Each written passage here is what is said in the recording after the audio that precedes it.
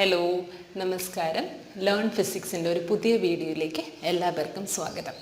Okay, ഇന്ന് നമ്മൾ പഠിക്കാൻ പോകുന്നത് റിവൈസ് ചെയ്യാൻ പോകുന്നത് ലോസ് ഓഫ് മോഷൻ ചാപ്റ്ററിൻ്റെ ബാക്കിയുള്ള പോർഷൻ. ഏതാണ്ട് മുക്കാൽ ഭാഗവും, അതായത് first law, second law, third law എല്ലാം നമ്മൾ കഴിഞ്ഞ ദിവസം റിവൈസ് ചെയ്തിരുന്നു. അപ്പോൾ അതിൻ്റെ തന്നെ ബാക്കി പോർഷൻസാണ് നമ്മൾ ഇന്ന് പഠിക്കുന്നത്. അതായത് ഫ്രിക്ഷൻ എന്ന് പറയുന്ന പോർഷനിൽ വരുന്ന ഇതെല്ലാം. അതിനകത്ത് വളരെ പ്രധാനപ്പെട്ടൊരു ക്വസ്റ്റ്യൻ ഉണ്ട്, ലോസ് ഓഫ് ഫ്രിക്ഷൻ. പിന്നെ അതുപോലെ തന്നെ കാർ ടേൺ ചെയ്യുമ്പോൾ ലെവൽഡ് റോഡാണെങ്കിലും ബാങ്ക്ഡ് റോഡാണെങ്കിലും മാക്സിമം വെലോസിറ്റി എങ്ങനെയാണ് ചെയ്യുന്നതെന്നുള്ളത്. ഇത് രണ്ടും ഇത്രയൊക്കെയാണ് അതിനകത്ത് വരുന്ന പ്രധാനപ്പെട്ട ക്വസ്റ്റ്യൻസ് എന്ന് പറയുന്നത്. അപ്പോൾ ഇതുവരെ ഈ ചാനൽ കാണാതെ ആദ്യമായിട്ട് കാണുന്ന കുട്ടികളാണെങ്കിൽ അവർക്ക് വേണ്ടിയിട്ട് പറയുകയാണ്, ഇത് +1 ഫിസിക്സ് പരീക്ഷ എഴുതാൻ പോകുന്ന കുട്ടികൾക്ക് വേണ്ടി. കാരണം നിങ്ങളുടെ പരീക്ഷ ഇപ്പോൾ മാറ്റി വെച്ചത് ശ്രദ്ധിക്കുന്ന ഒരു റിവിഷൻ എന്ന രീതിയിൽ ഒന്ന് ഓടിച്ച് നിങ്ങൾക്ക് പഠിച്ചു പോകാൻ, എല്ലാം ഒന്ന് ഓർത്തെടുക്കാൻ പറ്റുന്ന വേണ്ടിയിട്ടുള്ള ഒരു ചാനലാണിത്. ഓക്കെ, അതിന് വേണ്ടിയിട്ടുള്ള വീഡിയോസാണ് ഇപ്പോൾ ഇതിനകത്ത് ഇടുന്നത്. ഓക്കെ, അപ്പോൾ ലോസ് ഓഫ് മോഷൻ, അതിനകത്ത് ഫ്രിക്ഷൻ. ഓക്കെ, അപ്പോൾ ഇത് സെക്കൻഡ് പാർട്ടാണ് കേട്ടോ, പാർട്ട് 2 ആണ്. ഓക്കെ, ഫ്രിക്ഷൻ എന്താണ്? ഫ്രിക്ഷൻ എന്ന് പറഞ്ഞാൽ ഇറ്റ്സ് ആൻ ഒപ്പോസിങ് ഫോഴ്സ്. നമ്മൾ മൂവ് ചെയ്യുന്നതിന് തടസ്സമായിട്ട് നിൽക്കുന്ന ഫോഴ്സാണ് ഫ്രിക്ഷൻ എന്ന് പറയുന്നത്.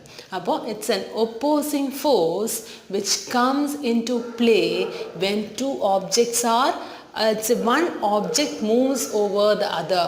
ഒന്നിൻ്റെ മുകളിൽ വേറൊരു ഓബ്ജക്റ്റ് മൂവ് ചെയ്ത് പോകുമ്പോൾ ഒരു ഓബ്ജക്റ്റിൻ്റെ മുകളിൽ വേറൊരു ഓബ്ജക്റ്റ് മൂവ് ചെയ്യുന്നു, അല്ലെങ്കിൽ അത് സ്ലൈഡ് ചെയ്യുന്നു, അല്ലെങ്കിൽ അത് റോൾ ചെയ്ത് പോവുകയാണ്. അങ്ങനെയാണ് എങ്കിൽ, അത് മൂവ്മെൻ്റ് അല്ല എങ്കിലും രണ്ട് ഓബ്ജക്ട്സ് കോണ്ടാക്റ്റിലിരുന്നാലും മതി.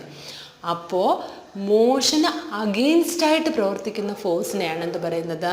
ഫ്രിക്ഷണൽ ഫോഴ്സ് എന്ന് പറയുന്നത്. It's an opposing force acting between the 2 points of contact. Opposing force acting between the 2 points of contact. രണ്ട് ഓബ്ജക്ട്സ് കോണ്ടാക്റ്റിൽ വരുന്ന പോർഷൻസിൽ വരുന്ന ഒപ്പോസിങ് ഫോഴ്സിനെയാണ് എന്ത് പറയുന്നത്? ഫ്രിക്ഷണൽ ഫോഴ്സ് എന്ന് പറയുന്നത്. ഓക്കെ, അപ്പോൾ നമ്മൾ 3 രീതിയിലുള്ള ഫ്രിക്ഷൻ പറയുന്നുണ്ട്. Static friction, kinetic friction, rolling friction. Static എന്ന് പറഞ്ഞാൽ ആ പേര് തന്നെ പറയുന്നുണ്ട്. സ്റ്റാറ്റിക് എന്ന് പറഞ്ഞാൽ റെസ്റ്റ്. ഓക്കെ, ഒരു ഓബ്ജക്റ്റ് റെസ്റ്റിലിരിക്കുമ്പോൾ ഇപ്പോൾ ഈ ക്യാപ്പ് ഇതിൻ്റെ മുകളിലിരിക്കുകയാണ്. So it is at rest. അപ്പോൾ അതിൻ്റെ മുകളിലിരിക്കണമെങ്കിൽ അതിനകത്തൊരു ഫ്രിക്ഷനുണ്ട്. ഫ്രിക്ഷൻ ഇല്ല എന്നുണ്ടെങ്കിൽ അത് തെന്നിപ്പോവും അല്ലേ? സോ അങ്ങനെ റെസ്റ്റിലിരിക്കുന്ന ഓബ്ജക്ട്സിനുള്ള ഫ്രിക്ഷനാണ് എന്ത് പറയുന്നത്? സ്റ്റാറ്റിക് ഫ്രിക്ഷൻ എന്ന് പറയുന്നത്. ഇനി കൈനറ്റിക് ഫ്രിക്ഷൻ ആണെങ്കിലോ, if the object is under motion, if the object move ചെയ്തുകൊണ്ടിരിക്കുകയാണെങ്കിൽ അതിന് വരുന്ന ഫ്രിക്ഷനാണ് എന്ത് പറയുന്നത്? കൈനറ്റിക് ഫ്രിക്ഷൻ എന്ന് പറയുന്നത്. പിന്നെ റോളിംഗ് ഫ്രിക്ഷൻ എന്ന് പറഞ്ഞാലോ, ഒരു ഓബ്ജക്റ്റ് വേറൊന്നിൻ്റെ മുകളിൽ റോൾ ചെയ്യുകയാണെങ്കിൽ അതിനനുഭവപ്പെടുന്ന ഫ്രിക്ഷണൽ ഫോഴ്സിനാണ് എന്ത് പറയുന്നത്? റോളിംഗ് ഫ്രിക്ഷൻ എന്ന് പറയുന്നത്. ഇനി നമ്മൾ അടുത്ത് പഠിക്കാൻ പോകുന്നത് laws of friction. Laws of friction, frictional force എന്ന് പറയുന്നത്. ഓക്കെ, ഇപ്പോൾ സ്റ്റാറ്റിക് ഫ്രിക്ഷൻ ഞാൻ എടുക്കുകയാണെങ്കിൽ, സ്റ്റാറ്റിക് ഫ്രിക്ഷണൽ ഫോഴ്സ് എന്ന് പറയുന്നത് directly proportional to the normal. Okay, നോർമലിന് പ്രപ്പോർഷണലായിരിക്കും. അതായത് നോർമൽ എന്ന് പറഞ്ഞാൽ എന്താണ്? ഇതാണ് ഒരു ഓബ്ജക്റ്റ് ഇരിക്കുന്ന സ്ഥലമെങ്കിൽ അതിന് നോർമലായിട്ട് പെർപെൻഡിക്കുലറായിട്ട് ആക്ട് ചെയ്യുന്ന ഫോഴ്സിനാണ് അതിൻ്റെ റിയാക്ഷണൽ ഫോഴ്സ് അല്ലെങ്കിൽ നോർമൽ എന്ന് പറയുന്നത്. നമ്മൾ കഴിഞ്ഞ ദിവസം അത് പറഞ്ഞല്ലോ. ഇനി ഈ FS പ്രപ്പോർഷണൽ ടു N. അപ്പോൾ എന്തെഴുതാം? FS ഈക്വൽ ടു എന്നല്ലേ നമ്മൾ സാധാരണ എഴുതുന്നത്. ഇവിടെ static frictional force will be always less than or equal to μS into N. ഈ μSനെയാണ് നമ്മൾ പറയുന്നത് coefficient of static friction. Okay, static ഫ്രിക്ഷൻ്റെ കോഎഫിഷ്യൻ്റ് എന്ന് പറയും. ഓക്കെ, സ്റ്റാറ്റിക് ഫ്രിക്ഷണൽ ഫോഴ്സ് എന്ന് പറയുന്നത് എപ്പോഴും അതിൻ്റെ മാക്സിമം എന്ന് പറഞ്ഞാൽ will be equal to μS into N, അല്ലെങ്കിൽ അത് എപ്പോഴും അതിനേക്കാളും കുറവായിരിക്കും. സ്റ്റാറ്റിക് ഫ്രിക്ഷണൽ ഫോഴ്സ് എന്ന് പറയുന്നത് നോർമലിനേക്കാളും എപ്പോഴും കുറവായി, അതുകൊണ്ടാണ് അവിടെ തന്നെ ഇരിക്കാൻ അതിന് പറ്റുന്നത്. ഓക്കെ, ഇനി ഇത് കൈനറ്റിക് ഫ്രിക്ഷൻ്റെ കേസിൽ പറയുകയാണെങ്കിലോ FK is equal to μK into N എന്ന് വരും. ഓക്കെ, അപ്പോൾ സ്റ്റാറ്റിക് ഫ്രിക്ഷണൽ ഫോഴ്സ് ആണോ കൈനറ്റിക് ഫ്രിക്ഷൻ ആയിരിക്കും ഏറ്റവും കൂടുതൽ? നമ്മളിപ്പോൾ ഒരു ഓബ്ജക്റ്റിനെ നമ്മൾ ഒരിടത്തു നിന്ന് മൂവ് ചെയ്യിക്കാൻ വേണ്ടിയിട്ട് ശ്രമിക്കുകയാണ്. ഓക്കെ, ആദ്യമൊക്കെ ശ്രമിക്കുമ്പം പറ്റുന്നില്ല, പക്ഷെ ഒരിക്കൽ അത് മൂവ് ചെയ്ത് തുടങ്ങിയാൽ പിന്നെ എളുപ്പമല്ലേ? അല്ലേ? പിന്നെ വേഗം തള്ളിയിട്ട് പോകാനായിട്ട് എളുപ്പമാണ്. അത് അവിടെ ഇരിക്കുന്ന സ്ഥലത്ത് നിന്ന് ആദ്യം മൂവ് ചെയ്യാനാണ് ഇത്തിരി ഒരു പാടാ വരുന്നത് അല്ലേ? അപ്പോൾ അതിനെയാണ്, അതായത് അപ്പോൾ ഏത് ഫ്രിക്ഷനായിരിക്കും ഇവിടെ കൂടുതൽ അനുഭവപ്പെടുന്നത്? Static frictional force will be always greater than kinetic frictional force. മനസ്സിലായോ? അപ്പോൾ സ്റ്റാറ്റിക് ഫ്രിക്ഷണൽ ഫോഴ്സ് ആയിരിക്കും. ഒരിക്കൽ ഇപ്പം നിങ്ങൾ തന്നെ ലേസിയായിട്ട് മടി പിടിച്ചിരിക്കുകയാണ്, ആ മടിയിൽ നിന്നൊന്നും മാറി ആ പഠിത്തത്തിൻ്റെ ലെവലിലോട്ട് വന്നു കഴിഞ്ഞാൽ പിന്നെ നിങ്ങൾ മിന്നിക്കില്ലേ അല്ലേ? അതുപോലെ തന്നെയാണ് ഇത് ഇവിടെയും അതേ കാര്യം തന്നെയാണ്. അപ്പം ആ മടിയൊന്ന് മാറിക്കിട്ടണം, അതിനാണ് നമ്മൾ എഫേർട്ട് കൊടുക്കേണ്ടത്, നമ്മുടെ മടിയെടുത്ത് ദൂരെ മാറ്റാൻ. അപ്പോൾ നമുക്ക് ബാക്കിയുള്ള കാര്യങ്ങളെല്ലാം നല്ലോണം ചെയ്യാൻ പറ്റും. ആ ഒരു വൺസ് കൈനറ്റിക് ഫ്രിക്ഷനിൽ അതിലോട്ട് വന്നു കഴിഞ്ഞാൽ പിന്നെ എല്ലാ കാര്യങ്ങളും വളരെ ചെറിയൊരു ലേസിനെസ് ഉണ്ടാവും, പക്ഷെ അത് പെട്ടെന്ന് നമുക്ക് ഓവർകം ചെയ്തെടുക്കാൻ പറ്റും. പക്ഷെ എപ്പോഴും ലേസി മൂഡിലിരുന്ന് കഴിഞ്ഞാൽ അതൊന്ന് ആ ഒരു പഠിത്തത്തിൻ്റെ ലെവലിലോട്ട് വരാനുള്ള ആ ഒരു ബാരിയർ കുറച്ച് കൂടുതലാണ്. അതുകൊണ്ടാണ് എപ്പോഴും പേരൻസ് പഠിക്കുക എന്ന് പറയുന്നത്. അപ്പോൾ അവരോട് ദേഷ്യപ്പെടരുത് കേട്ടോ. അടുത്ത് ബാക്കി. അപ്പോൾ ഇതാണ് ഫ്രിക്ഷൻ്റെ കേസിൽ മെയിനായിട്ട് പറയാനുള്ളത്. അടുത്ത് നമ്മൾ പറയുന്നത് എന്താണ് angle of friction. Angle of ഫ്രിക്ഷനും angle of repose. Angle of repose. അപ്പോൾ ആംഗിൾ ഓഫ് റിപ്പോസും ആംഗിൾ ഓഫ് ഫ്രിക്ഷനും. എന്താണ് angle of friction, angle of repose? ഒരു ഓബ്ജക്റ്റ് ഇവിടെ ഇരിക്കുകയെന്ന് വെച്ചോളൂ. ഇവിടെ ഒരു ഓബ്ജക്റ്റ് റെസ്റ്റ് ചെയ്യാണ്, ഇവിടോട്ട് നമ്മളൊരു ഫോഴ്സ് കൊടുക്കുകയാണ്. അതിൻ്റെ നോർമൽ ആക്ട് ചെയ്യുന്നത് ഈ ഡയറക്ഷനിലോട്ടാണ്. അപ്പോൾ അതിൻ്റെ ഫ്രിക്ഷണൽ ഫോഴ്സ് ആക്ട് ചെയ്യുന്നത്, അപ്ലൈഡ് ഫോഴ്സ് ഈ ഡയറക്ഷനിലാണ്, ഫ്രിക്ഷണൽ ഫോഴ്സ് ഈ ഡയറക്ഷനിൽ ആക്ട് ചെയ്യുന്നു. ഇതിൻ്റെ രണ്ടിൻ്റെയും കൂടെ റിസൾട്ടൻറ്റിൻ്റെ ഡയറക്ഷൻ എങ്ങോട്ടായിരിക്കും? ഈ നോർമലിൻ്റെയും ഫ്രിക്ഷൻ്റെയും കൂടെ ഇതായിരിക്കും അതിൻ്റെ റിസൾട്ടൻ്റ് ഫോഴ്സ്.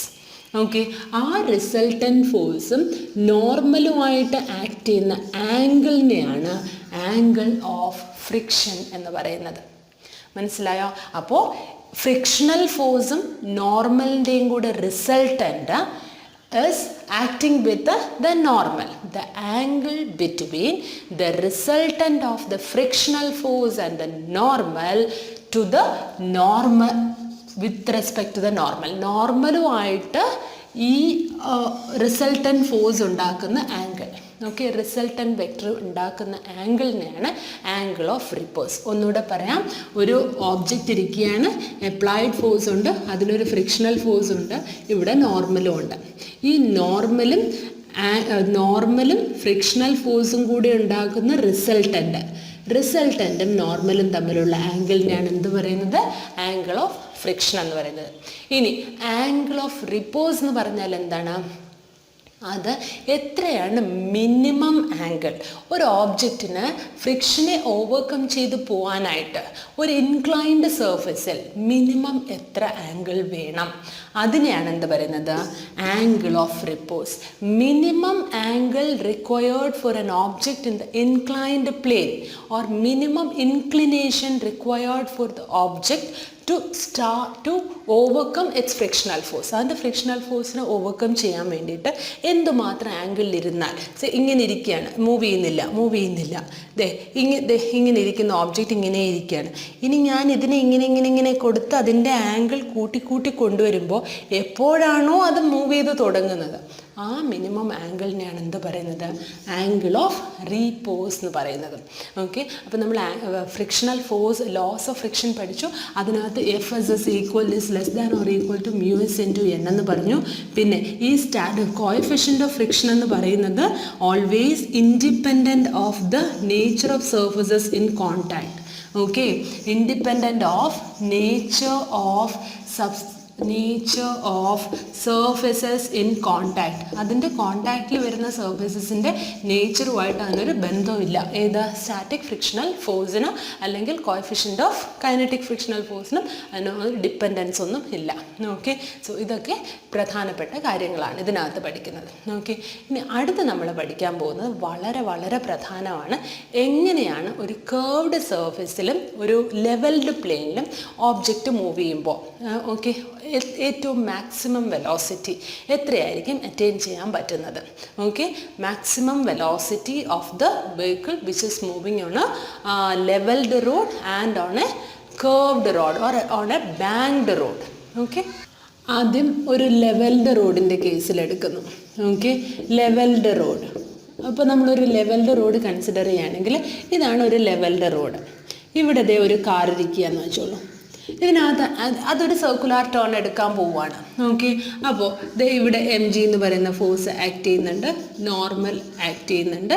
ഓക്കെ, ഇത് കേർവ്ഡ് റോഡ് ഇങ്ങനെ പോകുമ്പോൾ, ഇതിങ്ങനെ വളഞ്ഞെടുക്കാൻ പോകുമ്പോൾ ഫ്രിക്ഷണൽ ഫോഴ്സ് ആക്ട് ചെയ്യുന്നത് ഈ ഡയറക്ഷനിലോട്ടായിരിക്കും അല്ലേ.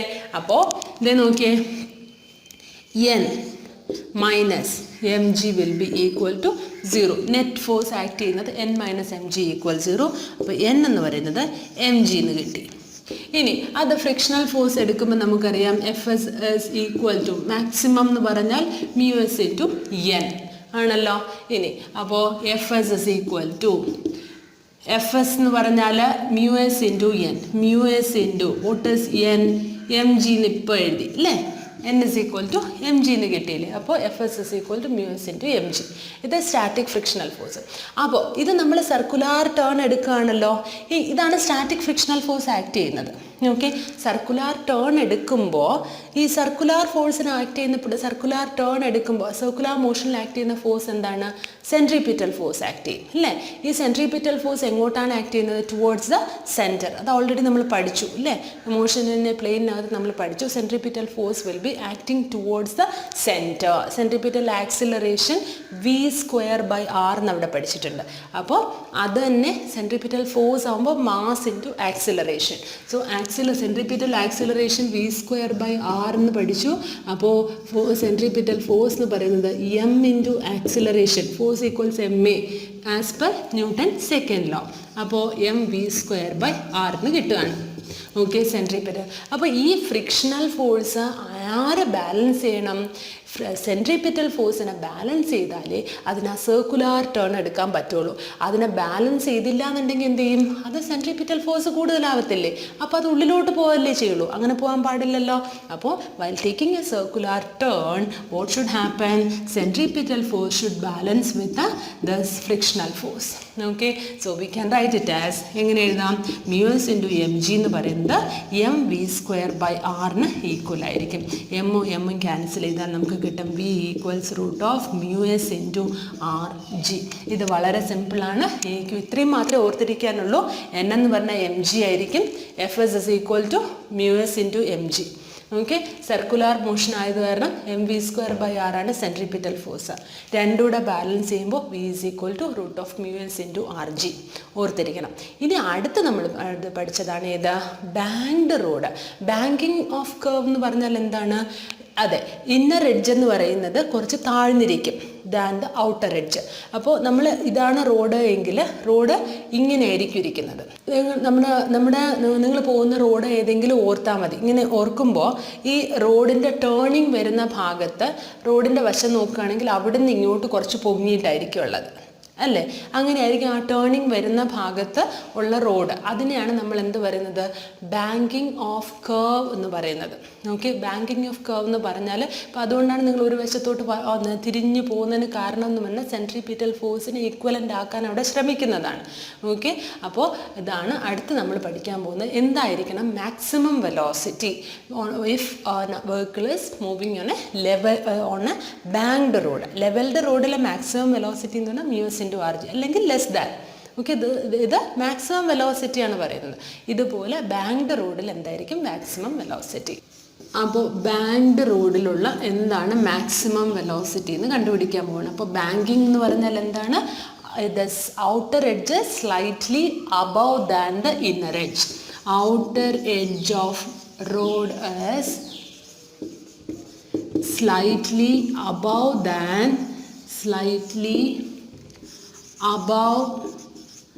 than inner edge. അപ്പോൾ അതിനെയാണ് എന്ത് പറയുന്നത്? ബാങ്കിങ് ഓഫ് കർവ് എന്ന് പറയുന്നത്. ആ ബാങ്കിങ് എന്ന് പറഞ്ഞാൽ ഇതാണ്, outer edge of the road is slightly above than the inner edge. Okay, banking of curve. അപ്പോൾ ലെവൽഡ് റോഡ് എന്ന് പറഞ്ഞാൽ ഇങ്ങനെ ഇരിക്കേണ്ട റോഡ് ഇങ്ങനെ ചെറുതായിട്ട് ഇവിടെ ഔട്ടർ എഡ്ജ് കുറച്ച് പൊങ്ങിയിട്ടായിരിക്കും ഇരിക്കുന്നത്. ഇപ്പോൾ ഇവിടെ ഒരു ഇതാണ് വെഹിക്കിൾസ്. ഇത് സർക്കുലാർ ടേൺ എടുക്കാൻ പോവുകയാണ്. ഓക്കെ, ഇത് സർക്കുലാർ ടേൺ എടുക്കുമ്പോൾ എം ജി എന്ന് പറയുന്നത് ഓബ്ജക്റ്റ് എങ്ങനെ ഇരുന്നാലും എം ജി ആക്ട് ചെയ്യുന്നത് നേരെ താഴത്തോട്ട്. നോർമൽ ഇതിന് ഒരു നോർമൽ ഉണ്ടായിരിക്കുമല്ലോ. നോർമൽ എന്ന് പറഞ്ഞാൽ എന്താണ്? അത് ആ ഓബ്ജക്റ്റിനാണ് നോർമൽ അല്ലേ. അപ്പോൾ നമ്മൾ ഇവിടെ നിന്ന് നോക്കുമ്പോൾ ഇത് 90 ഡിഗ്രി ആയിരിക്കണം. ഓക്കെ, അപ്പോൾ ഇങ്ങനെയാണ് നോർമൽ ആക്ട് ചെയ്യുന്നത്. ഇനി സർക്കുലാർ ടേൺ ഇങ്ങോട്ട് എടുക്കുകയാണല്ലോ, എടുക്കുമ്പോൾ ഇവിടോട്ടാണല്ലോ ഫ്രിക്ഷൻ ആക്ട് ചെയ്യുന്നത്. ഇതാണ് ഫ്രിക്ഷൻ ആക്ട് ചെയ്യുന്നത്. ഇതാണ് തീറ്റ. അപ്പോൾ ഇത്രയും കാര്യങ്ങൾ മനസ്സിലായല്ലോ. ഇനി നമ്മൾ ഇതിന് ആക്ട് ചെയ്യുന്ന മറ്റ് ഫോഴ്സസ് എന്തൊക്കെയാണെന്ന് നോക്കുകയാണ്. ഓക്കെ, അപ്പോൾ ഇവിടെ ഞാൻ വരയ്ക്കുകയാണ്. mg താഴത്തോട്ട് ആക്ട് ചെയ്യുന്നു. ഈ പോയിന്റിൽ നിന്ന് ഇങ്ങനെയാണ് നോർമൽ. ഓബ്ജക്റ്റ് വേണ്ട, ഓബ്ജക്റ്റ് വരച്ചു കഴിഞ്ഞാൽ നമുക്ക് കൺഫ്യൂഷനാണ്. ഇതാണ് ഫ്രിക്ഷണൽ ഫോഴ്സ്. ഒന്ന് ചരിഞ്ഞിട്ടാണ് ഫ്രിക്ഷണൽ ഫോഴ്സ്. ഓക്കെ, അപ്പോൾ ഇനി ബാക്കിയുള്ളത് നോക്കുമ്പോൾ ഇതാണ്. ഈ നോർമലിനെ ഞാൻ ആദ്യം കമ്പോണൻ്റായിട്ട് ഡിവൈഡ് ചെയ്യുന്നു. ഇത് ഇങ്ങോട്ടും ഇങ്ങോട്ടും. ഇതെന്താണ്? N, this is theta. N cos theta, തീറ്റയുടെ അടുത്തുള്ള കമ്പോണൻറ്റ് കോസ് കമ്പോണൻറ്റ്, ഇത് sine component, N sine theta. മനസ്സിലായോ? എൻ ഇങ്ങനെ ഇരിക്കുകയായിരുന്നു, അതിനെ എൻ കോസ് തീറ്റ എന്ന് എഴുതി, എൻ സൈൻ തീറ്റ എന്ന് എഴുതി. ഓക്കെ, ഇനി എഫ് ഒരെണ്ണം ചരിഞ്ഞിരിപ്പുണ്ടല്ലോ, അപ്പോൾ അതിനെ കമ്പോണൻ്റായിട്ട് ഡിവൈഡ് ചെയ്യണമല്ലോ. എങ്ങനെ ഡിവൈഡ് ചെയ്താണ്? എഫ്, അതിനെ ഇവിടോട്ടൊരു കമ്പോണൻറ്റ്, ഇവിടോട്ടൊരു കമ്പോണൻറ്റ്. ഇത് തീറ്റ ആയത് കാരണം ഇത് എഫ് കോസ് തീറ്റയും ഇത് എഫ് സൈൻ തീറ്റയും. അപ്പോൾ എഫ് കോസ് തീറ്റ ഇങ്ങോട്ടൊരെണ്ണം ആക്ട് ചെയ്യും, എഫ് സൈൻ തീറ്റ ഒരെണ്ണം ഇങ്ങോട്ട് ആക്ട് ചെയ്യും. മനസ്സിലായോ? അപ്പോൾ ഇതൊക്കെയാണ് ഇതിനകത്ത് വരുന്ന കമ്പോണൻസ്. ഓക്കെ, ഇനി ഇതിനനുസരിച്ചിട്ട് വേണം നമുക്ക് ഇക്വേഷൻ എഴുതാൻ. അപ്പോൾ ഇവിടെ ബാലൻസ് ചെയ്യുന്ന ഫോഴ്സ് ഏതൊക്കെയായിരിക്കും? എൻ കോസ് തീറ്റ എന്ന് പറയുന്നത് നേരെ ഓപ്പോസിറ്റായിട്ട് ആക്ട് ചെയ്യുന്നത് എം ജിയും എഫ് സൈൻ തീറ്റയും. അപ്പോൾ എന്ത് കിട്ടും? N cos theta is equal to M G plus F sine theta എന്ന് കിട്ടി. ഇനി ഈ ഹൊറിസോണ്ടൽ ഡയറക്ഷനിൽ നോക്കുകയാണെങ്കിലോ, ഈ ഡയറക്ഷനിലോട്ട് ഫോഴ്സ് ആക്ട് ചെയ്യുന്നുണ്ടല്ലേ. എന്തൊക്കെയാണ്? എഫ് കോസ് തീറ്റയും എൻ സൈൻ തീറ്റയും. ഓപ്പോസിറ്റ് ഡയറക്ഷനിൽ വല്ല ഫോഴ്സും ഉണ്ടോ? ഇല്ല അല്ലേ, നോക്കുമ്പം കാണുന്നില്ല. പക്ഷേ യഥാർത്ഥത്തിലുണ്ടോ? സർക്കുലാർ ടേൺ എടുക്കുമ്പോൾ ഈ ഡയറക്ഷനിൽ അകത്തോട്ട് ആക്ട് ചെയ്യുന്ന ഫോഴ്സ് ഏതാണ്? Centripetal force. അതിന് നമുക്ക് എന്തെഴുതാം? M V square by R. Okay, ഇനി നമുക്ക് എഫിന് പകരം എന്ത് കൊടുക്കാം? Mu S into N. Okay, അത് കൊടുത്ത് എന്നിനൊരു ഇക്വേഷൻ കിട്ടി. നിങ്ങൾ സോൾവ് ചെയ്യുമ്പോൾ നിങ്ങൾക്ക് ഫൈനൽ ആൻസർ കിട്ടും. E equals root of R G into mu S plus tan theta divided by 1 minus mu S tan theta. ഈ ഇക്വേഷൻ നമുക്ക് കിട്ടും. ഇതിനകത്ത് mu S 0, static frictional force ഇല്ല എന്നുണ്ടെങ്കിൽ കിട്ടുന്ന വെലോസിറ്റി എന്ന് പറഞ്ഞാൽ root of R G tan theta ആയിരിക്കും. കാരണം മ്യൂ എസ് 0 ആയിട്ട് പോകുമ്പോൾ ഈ രണ്ട് ഇക്വേഷനും കാണില്ല, root of R G tan theta. അപ്പോൾ ഇതാണ് നിങ്ങളുടെ മെയിൻ ഇക്വേഷൻ. മാക്സിമം വെലോസിറ്റി എന്ന് പറഞ്ഞാൽ ഇതായിരിക്കും. ഓക്കെ, മനസ്സിലായോ? അപ്പോൾ ഇതൊക്കെയാണ് ഇതിനകത്ത് വരുന്ന പ്രധാനപ്പെട്ട ക്വസ്റ്റ്യൻ. പിന്നെ ഇതിനകത്ത് വേറെണ്ണം വരുന്നുണ്ട്. നമുക്കൊരു ഓബ്ജക്റ്റ് പുള്ള് ചെയ്യുന്നതാണോ പുഷ് ചെയ്യുന്നതാണോ ഏറ്റവും എളുപ്പം? ഓക്കെ, അത് നമ്മൾ ഫ്രിക്ഷൻ്റെ ബേസിലാണ് പറയുന്നത്. Pulling an object or pushing an object, which one is easy? ഇപ്പോൾ ഇതാ ഇവിടെയാണ് ഒരു ഓബ്ജക്റ്റ് ഇരിക്കുന്നതെന്ന് വെച്ചോളൂ. ഇവിടോട്ട് ഞാനൊരു ഓബ്ജക്റ്റിനെ ഈ ഓബ്ജക്റ്റിനെ പുള്ളി ചെയ്തെടുക്കുകയാണ്, പുള്ളി. ഓക്കെ, അല്ലെങ്കിൽ ഇവിടോട്ട് ഞാനൊരു ഓബ്ജക്റ്റിലോട്ട് ഈ ഓബ്ജക്റ്റിലോട്ട് ഞാനതിനെ പി എന്ന് പറയുന്ന ഫോഴ്സ് കൊണ്ട് അതിനെ പുഷ് ചെയ്യാണ്. Which will be easy? നമുക്ക് നോക്കാം. ഈ പി എന്ന് പറയുന്ന ഇത് ഓബ്ജക്റ്റ് ആണല്ലോ, അവിടോട്ട് എം ജി ഫോഴ്സ് ആക്ട് ചെയ്യുന്നുണ്ട്, നോർമൽ റിയാക്ഷണൽ ഫോഴ്സ് ആക്ട് ചെയ്യുന്നുണ്ട്, ഓപ്പോസിറ്റ് ഡയറക്ഷനിൽ ഫ്രിക്ഷൻ ആക്ട് ചെയ്യുന്നുണ്ട്. റൈറ്റ്? ഇനി പി എന്ന് പറഞ്ഞാൽ പി കോസ് തീറ്റ, ഇത് പി സൈൻ തീറ്റ. ഇങ്ങനെ രണ്ട് ഫോഴ്സ് ആക്ട് ചെയ്യുന്നുണ്ട്. ഇതൊക്കെയാണല്ലോ അതിലെ നെറ്റ് ഫോഴ്സ് ആക്ട് ചെയ്യുന്നത്. ഇനി ഇതിനകത്ത് പിയിലോട്ട് പുഷ് ചെയ്യാന്ന് പറഞ്ഞു. ഇപ്പോൾ ഫോഴ്സ് ആക്ട് ചെയ്യുന്നത് ഇങ്ങോട്ടാണല്ലോ, അപ്പോൾ ഇങ്ങോട്ടാകുമ്പോൾ ഫ്രിക്ഷണൽ ഫോഴ്സ് ആക്ട് ചെയ്യുന്നത് ഓപ്പോസിറ്റ് ഡയറക്ഷനിലോട്ടാണ്. ഓക്കെ, എം ജി എന്ന് പറയുന്നത് താഴോട്ട് ആക്ട് ചെയ്യുന്നുണ്ട്, ഇതിന് എൻ എന്ന് പറയുന്നത് മുകളിലോട്ട് ആക്ട് ചെയ്യുന്നുണ്ട്. ഇനി നോക്കിയേ, ഇവിടോട്ട് പി, ഇത് തീറ്റയാണെങ്കിൽ പി കോസ് തീറ്റ ഈ ഡയറക്ഷനിലോട്ട് ആക്ട് ചെയ്യുന്നുണ്ട്, പി സൈൻ തീറ്റ എന്ന് പറയുന്നത് ഈ ഡയറക്ഷനിലോട്ട് ആക്ട് ചെയ്യുന്നുണ്ട്. അപ്പോൾ ഇത് രണ്ടും കൂടെ ബാലൻസ് ചെയ്ത് പോകും. P sine theta plus N plus P sine തീറ്റ ഈ എം ജിയും ബാലൻസ് ചെയ്ത് പോകും. ഇനി ഇവിടെ നോക്കിയേ, ഞാൻ എഫ് എന്ന് പറയുന്നത് ഈ ഡയറക്ഷനിലോട്ട് ആക്ട് ചെയ്യുന്നുണ്ട്. ഓക്കെ, ഇനി പി എന്ന് പറയുന്നത് ഈ റൈറ്റ് സൈഡിലോട്ട് ആക്ട് ചെയ്യുന്നത് ഏത് ഫോഴ്സാണ്? പി കോസ് തീറ്റ. ഇത് ഈ ഡയറക്ഷനിലോട്ട് ആക്ട് ചെയ്യുകയാണ്. ഇനി ഇവിടെ അപ്പോൾ ഞാൻ പുഷ് ചെയ്യുകയാണല്ലോ, അതായത് ഫ്രിക്ഷനെ ഒപ്പോസ് ചെയ്യുന്ന രീതിയിലാണ് പി കോസ് തീറ്റയാണ് ആക്ട് ചെയ്യുന്നത്. ഇനി ഇവിടെ ആണെങ്കിലോ എഫ് എന്ന് പറയുന്നത് ഈ ഡയറക്ഷനിലോട്ട്, പി കോസ് തീറ്റ ഓപ്പോസിറ്റ് ഡയറക്ഷനിലോട്ട് ആണല്ലോ. നമുക്കറിയാം F is equal to P cos theta for the first case. This one case 1, this one case 2. Case 2ലാണെങ്കിൽ F is equal to P cos theta. Right. ഇനി F എന്ന് പറഞ്ഞാൽ നമുക്കറിയാം mu S into N, that is equal to P cos theta. Normal reactional force വേണമല്ലോ. അപ്പോൾ first ഒന്ന് നമുക്ക് എഴുതാം എൻ പ്ലസ് പി സൈൻ തീറ്റ. അതിനെ ബാലൻസ് ചെയ്യുന്നതാണ് ആര്? താഴോട്ട് വരുന്ന എം ജി. അപ്പോൾ എൻ എന്ന് പറഞ്ഞാൽ എന്താണ്? M G minus P sine theta. അപ്പോൾ ഈ കേസ് 1 ഇവിടെ എടുക്കുമ്പോൾ mu S into M G minus P cos theta ആയിരിക്കും. പി കോസ് തീറ്റയാണ് M G minus P sine theta. P sine theta എന്ന് പറയുന്നതാണ് പി കോസ് തീറ്റ. ഈ കേസ് വരികയാണെങ്കിൽ എന്ത് വരും?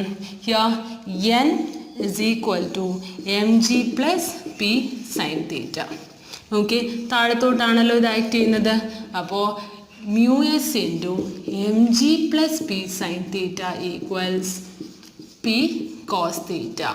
അതായത് പി കോസ് തീറ്റയാണ് നമ്മൾ കൊടുക്കേണ്ട ഫോഴ്സ്. അപ്പോൾ അത് ഏതിലാണ് കൂടുതൽ? ഈ വാല്യൂ ആണോ പി കോസ് തീറ്റ കൂടുതൽ? ഈ വാല്യൂ ആണോ പി കോസ് തീറ്റ കൂടുതൽ? ഇവിടെ ആണെങ്കിൽ M G minus P sine തീറ്റ, ഇവിടെ ആണെങ്കിലോ M G plus P sine തീറ്റ.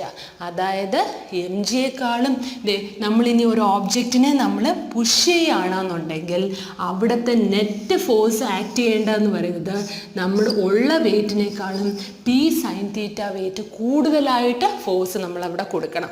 ഇവിടെ ആണെങ്കിലോ നമ്മളൊരു ഓബ്ജക്റ്റിനെ പുള്ള് ചെയ്തെടുക്കുകയാണെങ്കിൽ അതിൻ്റെ ഒറിജിനൽ വെയിറ്റിനേക്കാളും പി സൈൻ തീറ്റ കുറവ് അപ്ലൈ ചെയ്താൽ മതി. മനസ്സിലായോ? അതുകൊണ്ടാണ് നമുക്ക് എപ്പോഴും ഒരു ഓബ്ജക്റ്റിനെ പുള്ള് ചെയ്യുന്നതാണ് എളുപ്പം പുഷ് ചെയ്തുകൊണ്ട് പോകുന്നതിനേക്കാളും. ഇപ്പോൾ ലോൺ റോളറൊക്കെ ആണെങ്കിലും അവരെന്ത് ചെയ്താണ്? പുള്ള് ചെയ്തുകൊണ്ടാണ് പോകുന്നത് അല്ലേ? What is the reason? കാരണം എന്താണെന്ന് വെച്ചാൽ അതിൻ്റെ എം ജി എന്ന് പറയുന്ന ഒറിജിനൽ വെയിറ്റിനേക്കാളും കുറച്ച് ഫോഴ്സ് കൊടുത്താൽ മതി if we are pulling an object. Okay, so it is always easy to pull an object than pushing. Reason എന്ന് പറഞ്ഞാൽ ഇതാണ് റീസൺ. ഓക്കെ, ഒറിജിനൽ വെയിറ്റിനേക്കാളും പി സൈൻ തീറ്റ കുറവായിട്ട് കൊടുത്താൽ മതി if we are pulling an object. Okay, P എന്ന് പറയുന്നത് പുള്ള് ചെയ്തെടുക്കുകയാണ്, ഇത് പി എന്ന് പറയുന്നത് പുഷ് ചെയ്ത് മാറ്റുകയാണ്. മനസ്സിലായോ? അപ്പോൾ ഇതൊക്കെയാണ് ഇതിനകത്ത് വരുന്നത്. ഇത് വളരെ രസകരവും വളരെ നല്ലോണം എക്സ്പ്ലെയിൻ ചെയ്യാൻ പറ്റിയ ഒരു കാര്യമാണിത്. അതാണ് ഇത് പറഞ്ഞു തന്നത്. ഓക്കെ, അപ്പോൾ ബാക്കി ഡെറിവേഷൻ പാർട്ടെല്ലാം നിങ്ങൾ പഠിച്ചുകൊള്ളണം. ഓക്കെ, എഴുതി തന്നെ പഠിക്കണം. അത് വീണ്ടും പറയുകയാണ്, ഇത് മറന്നു പോകരുത് കേട്ടോ. അപ്പോൾ അടുത്ത ക്ലാസ്സിൽ നമുക്ക് work energy theorem, okay, work energy power, ആ ചാപ്റ്റർ നമുക്ക് പഠിക്കാം. ഓക്കെ, അപ്പോൾ ഇത് നിങ്ങൾക്ക് നല്ലോണം മനസ്സിലാവുന്നുണ്ട്, നിങ്ങൾക്ക് പ്രയോജനമാവുകയാണ്, ഒരു റിവിഷൻ നിങ്ങൾക്ക് പ്രയോജനമാവുകയാണെന്ന് തന്നെ വിചാരിക്കുകയാണ്. അപ്പോൾ അടുത്ത ക്ലാസ്സിൽ വീണ്ടും കാണാം. അതുവരേക്കും നമസ്കാരം.